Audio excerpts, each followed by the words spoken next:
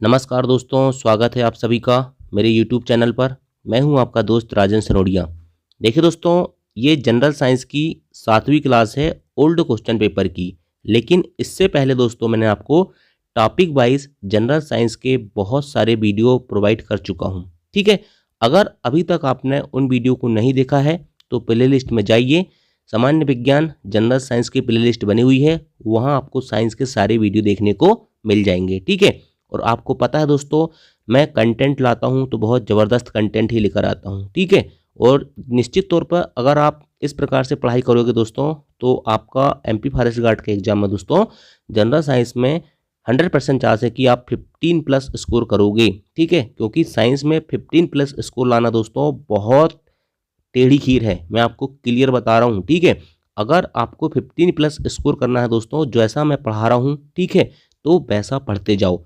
मैं ये नहीं कह रहा हूँ कि आप मुझे से पढ़ो। ठीक है, चाहे तो आप स्वयं भी पढ़ सकते हो, लेकिन इसी प्रकार से आपको पढ़ाई करना पड़ेगा। एक एक लाइन, एक एक शब्द एनसीईआरटी का बहुत इंपॉर्टेंट है दोस्तों, इसलिए पूरे ध्यान से पढ़ना। ठीक है, चलिए क्वेश्चन की शुरुआत करते हैं। क्वेश्चन नंबर 1 है, निम्न में से कौन ऑक्सीजन की अनुपस्थिति में श्वसन कर सकता है? और जो पहली बार वीडियो देख रहा होगा दोस्तों, तो उनको बता देना चाहता हूं कि ये 2017 में जो एमपी फॉरेस्ट गार्ड का एग्जाम हुआ था उसके उल्ट क्वेश्चन पेपर के प्रश्न हैं। ठीक, चलिए, निम्न में से कौन ऑक्सीजन की अनुपस्थिति में श्वसन कर सकता है? तो इसका राइट आंसर है दोस्तों ईस्ट। क्या? ईस्ट। ठीक है, ये ईस्ट जो होता है दोस्तों, ये तो इसको अगर ऑक्सीजन भी नहीं मिलेगी ना तो ये ऑक्सीजन की अनुपस्थिति में श्वसन कर लेता है। लेकिन मानव, मनुष्य मनुष्य क्या ऑक्सीजन के बिना जिंदा रह सकता है? नहीं रह सकता। ठीक है, इसी प्रकार से दोस्तों मछली और मेंढक, इन्हें भी ऑक्सीजन की आवश्यकता पड़ती है, लेकिन ईस्ट जो होता है दोस्तों, इसे ऑक्सीजन की आवश्यकता नहीं होती। ये ऑक्सीजन की अनुपस्थिति में भी क्या कर सकता है? श्वसन कर सकता है। देखिए दोस्तों, श्वसन दो प्रकार के होते हैं। ठीक है, एक होता है वायवीय श्वसन, एक होता है अवायवीय श्वसन। वायवीय मतलब दोस्तों जो ऑक्सीजन की उपस्थिति में होता है, अवायवीय मतलब दोस्तों ऑक्सीजन की अनुपस्थिति में होता है। याद रखना, वायवीय श्वसन में क्या होता है दोस्तों, ग्लूकोज का पूर्ण उपचयन होता है। ग्लूकोज क्या होता है? C6H12O6। ठीक है, उसका पूर्ण उपचयन हो जाता है दोस्तों, और कार्बन डाइऑक्साइड और पानी में टूट जाता है, साथ ही ऊर्जा मुक्त होती है। ठीक है, और जो वायवीय श्वसन होता है दोस्तों, कोशिका द्रव्य और माइटोकॉन्ड्रिया दोनों में होता है, और इसमें अधिक ऊर्जा उत्पन्न होती है, 36 एटीपी। कितनी ऊर्जा उत्पन्न होती है वायवीय श्वसन में? 36 एटीपी। यहाँ एक एक शब्द इंपॉर्टेंट है, मैंने आपको बता चुका हूँ। वो क्वेश्चन पूछ लेगा कि वायवीय श्वसन में कितनी ऊर्जा उत्पन्न होती है, तो 36 एटीपी। ठीक है, इसमें होता है कोशिका द्रव्य और माइटोकॉन्ड्रियम होता है। ठीक है, उदाहरण मानव। अब वायवीय श्वसन की बात करें दोस्तों, तो ग्लूकोज का अपूर्ण उपचयन होता है। क्वेश्चन पूछेगा कि ग्लूकोज का अपूर्ण उपचयन किसमें होता है, वायवीय श्वसन में या अवायवीय श्वसन में? तो याद रखना, अवायवीय श्वसन में होता है। एथेनॉल लैक्टिक अम्ल में टूटता है, कार्बन डाइऑक्साइड में टूटता है और ऊर्जा मुक्त होती है। यह केवल कोशिका द्रव्य में होता है, कम ऊर्जा उत्पन्न होती है, 2 एटीपी, और ईस्ट में होता है। यहां से उसने डायरेक्ट क्वेश्चन उठाया था दोस्तों ईस्ट वाले उदाहरण से कि अवायवीय श्वसन किसमें होता है, मतलब ऑक्सीजन की अनुपस्थिति में कौन सा होता है, तो ईस्ट होता है। ठीक है, किसमें होता है अवायवीय श्वसन? ईस्ट में होता है। नेक्स्ट क्वेश्चन है क्वेश्चन नंबर 2, अनाज के दानों को भूसे से अलग करने की प्रक्रिया कहलाती है। देखिए, इस क्वेश्चन का राइट आंसर दोस्तों व्यापम ने जो माना है वो माना है फटकना। ठीक है, विनोविंग। ठीक है, लेकिन इसका जो राइट आंसर दोस्तों एनसीईआरटी में है, ठीक है, वो है थ्रेसिंग। क्या है? थ्रेसिंग। एक्चुअल में क्या होता है दोस्तों, मैं आपको बताना चाहता हूं, जो फटकना होता है ना, वो थ्रेसिंग का ही एक प्रकार होता है। बस अंतर इतना है दोस्तों कि फटकने में क्या होता है, हम ये छोटे किसान कह सकते हैं हम। ठीक है, जिसको मान के चलो आधा 1 क्विंटल दाना क्या करना है, भूसे से अलग करना है। ठीक है, तो वो क्या करेंगे, फटकने का इस्तेमाल कर लेते हैं सूपा से। ठीक, सूपा ऊपा सब जानते होगे आप। ठीक है, ग्रामीण क्षेत्र से बिलोंग करते होगे तो 100% जानते होगे सूपा, और शहरी क्षेत्र वाले भी सूपा को उपयोग करते हैं। ठीक है, सुपली जिसे कहते हैं। ठीक है, तो ये फटकना दोस्तों एक छोटे स्तर पर होता है, लेकिन थ्रेसिंग जो होता है दोस्तों बड़े स्तर में होता है, जिसमें क्या होता है डायरेक्ट दोस्तों अनाज जो होता है वो भूसा से अलग हो जाता है। ठीक, चलिए अब देखिए दोस्तों, ये फसल उत्पादन एवं प्रबंधन टॉपिक से एनसीईआरटी से क्वेश्चन पूछा गया था। अब मैं आपको इस टॉपिक से संबंधित जितने भी इंपॉर्टेंट फैक्ट हैं, ठीक है, सभी को एक एक बार समझाता हूं, पूरे ध्यान से सुनना। फसल क्या होती है? देखिए, फसल दोस्तों जो होती है एक ही किस्म के पौधे और बड़े पैमाने पर होना चाहिए। ठीक है, मैंने यदि गेहूं की फसल बोया दोस्तों, तो वहां गेहूं के पौधे होना चाहिए। ठीक है, और संख्या उनकी सबसे ज्यादा होना चाहिए। अगर दोस्तों गेहूं में मैं गेहूं लेना चाहता हूं, गेहूं की फसल लेना चाहता हूं, गेहूं के अलावा दोस्तों उसमें जो भी फसल उगेगी, मतलब अवांछित फसल उगेगी, उसे हम क्या कह देंगे? खरपतवार कह देंगे। क्या कह देंगे? खरपतवार कह देंगे। जुताई क्या होती है? देखिए, मिट्टी को उलटना पलटना और पोला करने की जो प्रक्रिया होती है दोस्तों, उसको क्या कहते हैं? हम जुताई कहते हैं या बखरानी कहते हैं। ठीक है, खाद क्या होती है? गोबर खाद सुने होगे। ठीक है, एक ये जैविक पदार्थ होता है, ठीक है। और अवशिष्ट पदार्थ जितने भी घर से निकलते हैं दोस्तों, जैसे गोबर हो गया, ठीक है, सब्जी हो गई, फल फूल हो गया, उनके जो छिलके हो गए, ठीक है, तो उसको मिट्टी में दबा दिया जाता है या एक ढेर में फेंक दिया जाता है, ठीक है। और इसे हम क्या कहते हैं, खाद कहते हैं, ठीक है। उर्वरक जो होता है दोस्तों, याद रखना, एक रासायनिक पदार्थ होता है, क्योंकि ये फैक्ट्री में बनता है, ठीक है। और इसमें विशेष प्रकार के पोषक तत्व रहते हैं, लेकिन खाद में सभी प्रकार के पोषक तत्व रहते हैं। खाद और उर्वरक में एक अंतर यह है दोस्तों कि खाद जो होता है, जो भूमि होती है उसकी जो जल सोखने की क्षमता होती है उसको बढ़ाती है, लेकिन उर्वरक जो होती है दोस्तों ये नहीं बढ़ाती है, ठीक है। अच्छा, कल्टीवेटर क्या होता है, तो देखिए ट्रैक्टर के साथ जब हम बखरानी करते हैं दोस्तों, तो एक यंत्र का उपयोग किया जाता है, उसको कहते हैं कल्टीवेटर। कल्टीवेटर का उपयोग किसके लिए होता है, जुताई के लिए होता है या बखरानी के लिए होता है। सीड का उपयोग किसके लिए होता है, बोनी के लिए होता है, ठीक है, दाना बोते हैं। राइजोबियम क्या है, एक नाइट्रोजन स्थिरीकरण, वायुमंडल का जो नाइट्रोजन स्थिरीकरण करने वाले जीवाणु है या बैक्टीरिया है, वो राइजोबियम है। हार्वेस्टर से क्या किया जाता है, फसलों की कटाई की जाती है। सिंचाई के पारंपरिक तरीके कौन कौन से होते हैं, तो देखिए पहले के जमाने में दोस्तों मोट चलती थी, मोटर, रहट, चैन पंप, टेकली, इस प्रकार के यंत्र चलते थे, ठीक है। क्षतिग्रस्त बीज की पहचान कैसे करते हैं, पानी लो, पानी में बीज डाल दो, जो ऊपर तैरेंगे वो क्षतिग्रस्त बीज हैं, ठीक है। खरपतवार, अवांछित फसल को क्या कहते हैं, खरपतवार कहते हैं। अगर मान के चलो दोस्तों ये खेत है और खेत में मैंने गेहूं की फसल बोया और गेहूं की फसल में अगर मक्का उग जाए तो वो मक्का क्या हो जाएगा, खरपतवार हो जाएगा, वो वहाँ फसल नहीं होगा। क्यों, क्योंकि हम वांछित फसल क्या चाह रहे हैं, गेहूं, इसलिए अवांछित, चाहे वो कोई भी हो, ठीक है, लेकिन अवांछित फसल को हम खरपतवार कहते हैं, ठीक है। चलिए, रबी की फसल क्या होती है, गेहूं, अभी रबी की फसल चल रही वर्तमान समय में, गेहूं हो गया, चना हो गया, सरसों हो गया, मटर हो गया, ठीक है। खरीफ की फसल धान, मक्का, सोयाबीन, जो बरसात के समय में बोई जाती है। निराई क्या होती है दोस्तों, निदाई, ठीक है। निदाई मतलब दोस्तों खेत से खरपतवार को अलग करना क्या कहलाता है, निराई कहलाता है, ठीक। चलिए नेक्स्ट क्वेश्चन देखते हैं भाई। क्वेश्चन नंबर 3 है, कैटायन द्वारा रखने वाला आवेश है। देखिए दोस्तों मैं एक चीज बता देना चाहता हूँ, कैटायन को कहते हैं धनायन, और एक और होता है दोस्तों ऋणायन, जिसको कहते हैं एनोयन, ठीक है। आगे डिटेल में समझाऊंगा। तो कैटायन का नाम ही है दोस्तों धनावेश, धनायन, ठीक है। इसलिए इसमें कौन सा आयन पाया जाता है, आवेश पाया जाता है, पॉजिटिव चार्ज पाया जाता है, धनात्मक आवेश पाया जाता है।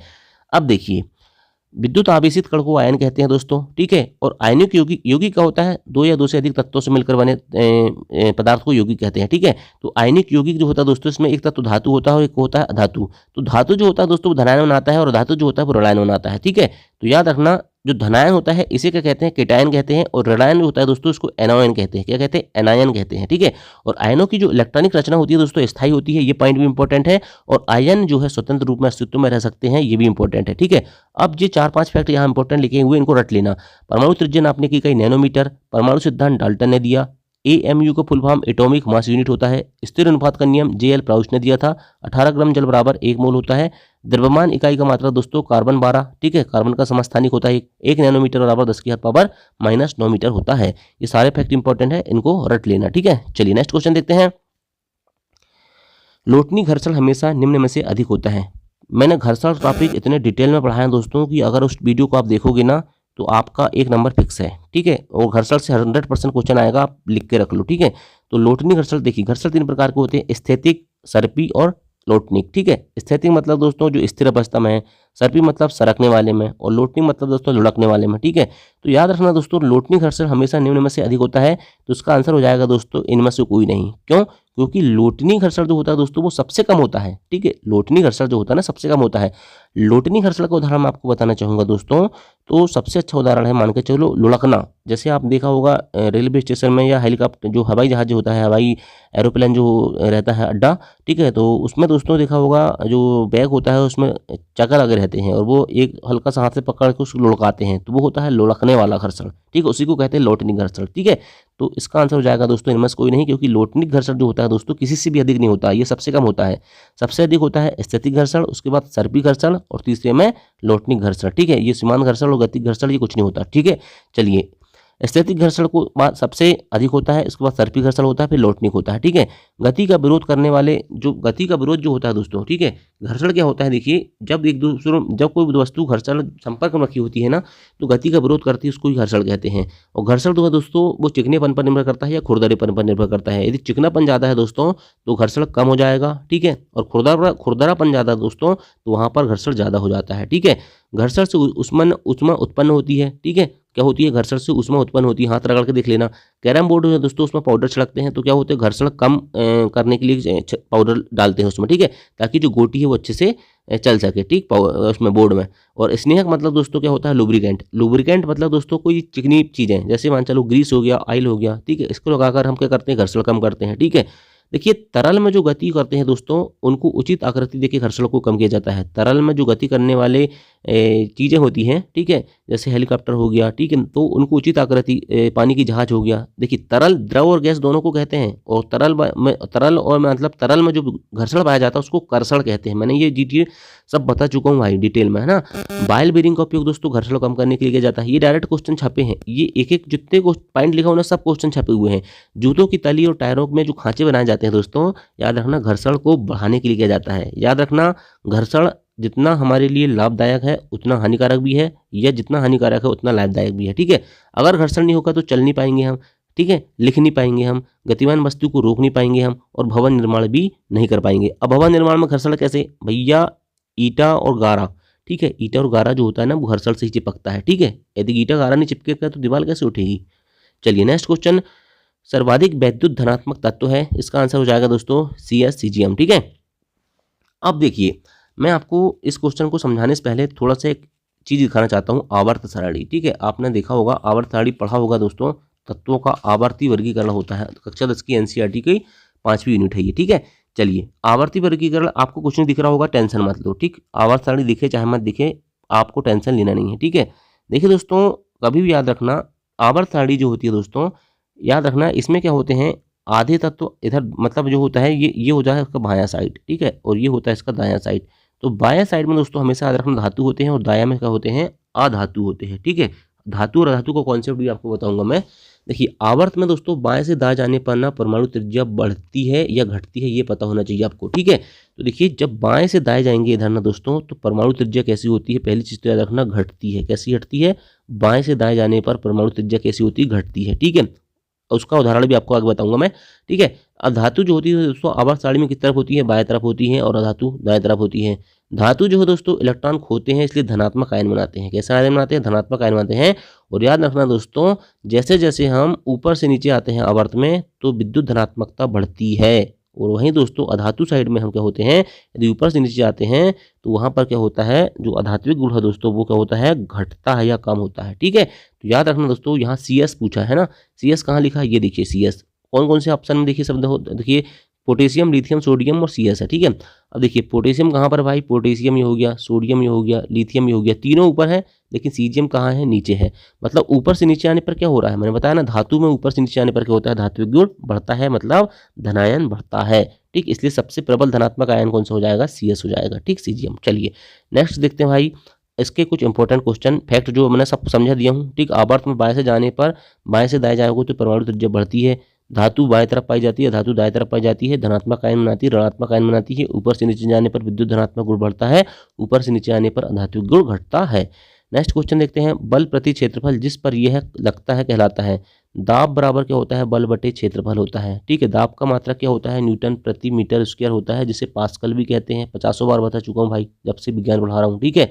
दाब कैसी राशि होती है, अदिश राशि होती है, ठीक है। इसमें क्या होता है, केवल परिमाण की आवश्यकता होती है, दिशा की आवश्यकता नहीं होती। अच्छा वायुमंडलीय दाब का मात्रक मैंने बता चुका हूँ भाई आपको, क्या होता है वायुमंडलीय दाब का मात्रक बार होता है, ठीक है। ये सारी चीजें मैं आपको बता चुका हूँ, है ना, ये सब लिखा हुआ देखो।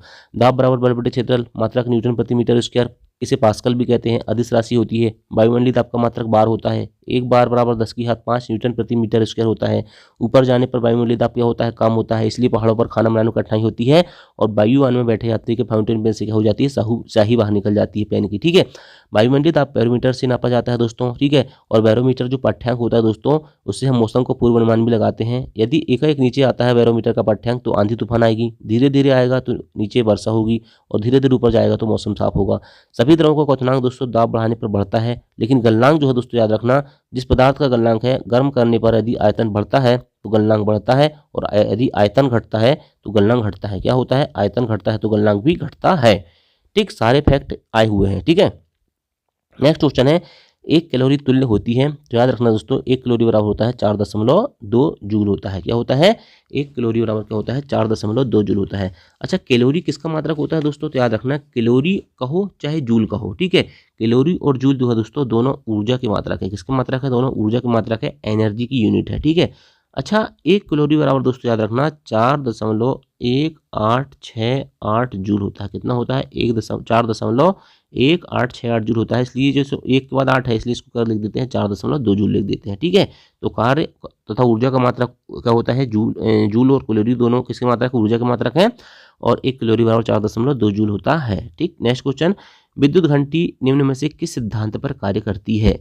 तो देखिए दोस्तों, विद्युत घंटी जो होती है ना, ये भी कक्षा 10 की एनसीईआरटी का क्वेश्चन है, विद्युत धारा का चुंबकीय प्रभाव यूनिट से। ठीक है, तो इसका धारा का चुंबकीय प्रभाव डायरेक्ट जो यूनिट का नाम है उसी से क्वेश्चन पूछ लिया था। ठीक है, विद्युत घंटी धारा का चुंबकीय प्रभाव के सिद्धांत पर आधारित होती है। ठीक है, इसके अलावा दोस्तों देखिए, मैं आपको 5-6 यंत्र बता रहा हूँ, ये सब क्या होते हैं? विद्युत धारा के चुंबकीय प्रभाव पर आधारित होते हैं। जैसे विद्युत मोटर हो गया, ठीक है, मोटर तो समझते होगे ना। ठीक है, विद्युत जनित मतलब समझ गए ना, जनरेटर। ठीक है, ध्वनि विस्तारक यंत्र मतलब यही हम कह सकते हैं घंटी, है ना, माइक्रोफोन और विद्युत मापक यंत्र, ये सब दोस्तों याद रखना विद्युत धारा के चुंबकीय प्रभाव पर आधारित है। ठीक है, इसके अलावा दोस्तों कुछ इंपॉर्टेंट फैक्ट आपको बताना चाहूंगा मैं, जिनको आपको रटना है। ठीक है, परिपथ में विद्युत धारा की उपस्थिति किससे पता करते हैं? तो गैल्वेनोमीटर से करते हैं। मानव शरीर के मस्तिष्क और हृदय में दोस्तों याद रखना महत्वपूर्ण चुंबकीय क्षेत्र होता है। किस किस में? मस्तिष्क में एवं हृदय में, मस्तिष्क और हृदय में। ठीक है, और एमआरआई का फुल फॉर्म दोस्तों याद रखना मैग्नेटिक रेजोनेंस इमेजिंग होता है। क्या होता है? एमआरआई का फुल फॉर्म होता है मैग्नेटिक रेजोनेंस इमेजिंग। एमआरआई सुना होगा दोस्तों आपने। ठीक है, जो बीमार लोग होते हैं उनकी एमआरआई कराई जाती है। ठीक है, निम्न में से कौन सा भौगोलिक क्षेत्र का युग्म हमारे देश में अधिकतम जैव विविधता दर्शाता है?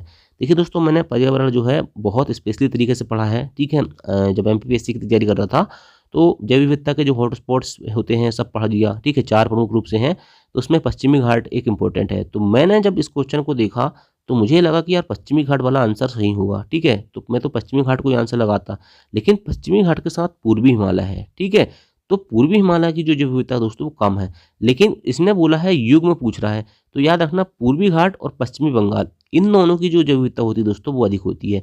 इस प्रकार के जो क्वेश्चन होते हैं दोस्तों, ये अगर धोखा से कभी रिपीट हो जाए आपके एग्जाम में, तो ये आपको दोस्तों यदि 12 लाख फॉर्म भराएंगे तो सीधे सीधे 6 लाख स्टूडेंट के ऊपर लेके चल जाएंगे। इसलिए कह रहा हूँ कि ओल्ड क्वेश्चन पेपर करना बहुत इंपॉर्टेंट है। ठीक, इस प्रकार के क्वेश्चन यदि कोई कितने भी पढ़ ले दोस्तों, किसी ने पूरी पर्यावरण भी पढ़ लिया है, तो उसको बहुत सोच समझ कर इस प्रकार के क्वेश्चनों को सॉल्व करना पड़ेगा। ठीक, चलिए नेक्स्ट क्वेश्चन देखते हैं।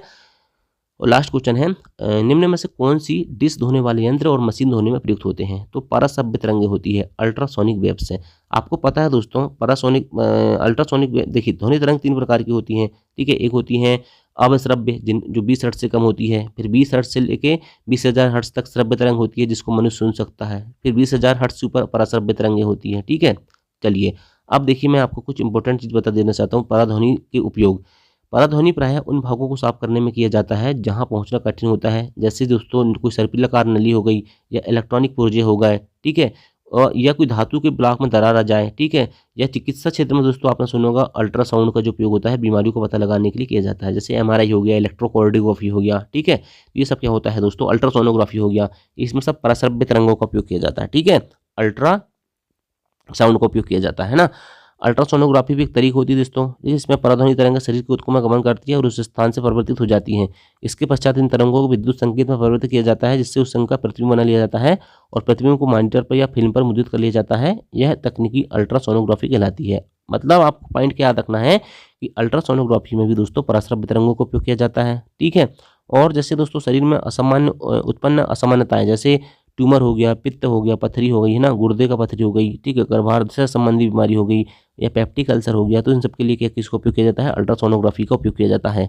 सोनार क्या होता है दोस्तों? मैंने बता चुका कई बार, साउंड नेविगेशन एंड रेंजिंग। ठीक है, सोनार एक युक्ति होती है दोस्तों। ठीक है, हवाई जहाज जो समुद्री जहाज होते हैं उसमें लगी रहती है। ठीक है, तो जल में स्थित पिंडों की दूरी, दिशा और चाल मापने के लिए दोस्तों ये भी किसका उपयोग करते हैं? पराध्वनि तरंगों का उपयोग करते हैं। ठीक है, और इससे दोस्तों क्या होता है? समुद्र की गहराई ज्ञात करने और अंदर की जो चट्टान अट्टान होती है दोस्तों उसकी जानकारी इससे प्राप्त कर ली जाती है। ठीक है, इकोकार्डियोग्राफी मैंने बता चुका हूँ, जो हृदय होता है दोस्तों, हार्ट होता है, उसके विभिन्न भागों से दोस्तों क्या परिवर्तित की जाती है? पराध्वनि तरंगों को, और उसका प्रतिबिंब बनाया जाता है, इसे हम इकोकार्डियोग्राफी कहते हैं। ठीक है, तो ये हो गया दोस्तों आपके 10 प्रश्न एंड। ठीक, पूरे कॉन्सेप्ट के साथ मैंने बताया भाई, 20 मिनट का वीडियो बन चुका है। ठीक है, इसलिए मैं कह रहा हूँ दोस्तों कि जैसा मैं पढ़ा रहा हूँ आप वैसा पढ़ो, या फिर आपके पास कोई अच्छा उत्तम स्रोत हो तो उससे पढ़ो, लेकिन ओल्ड क्वेश्चन पेपर किसी भी हालत में लगा लेना। ठीक है, इसमें मेरा कोई फ़ायदा नहीं है, इसमें आपका ही फ़ायदा है। ठीक है, चलिए, क्लास पसंद आई होगी तो क्लास को लाइक ज़रूर करना। ठीक है, चैनल में नए होगे तो चैनल को सब्सक्राइब कर लेना। थैंक यू, जय हिंद, जय भारत।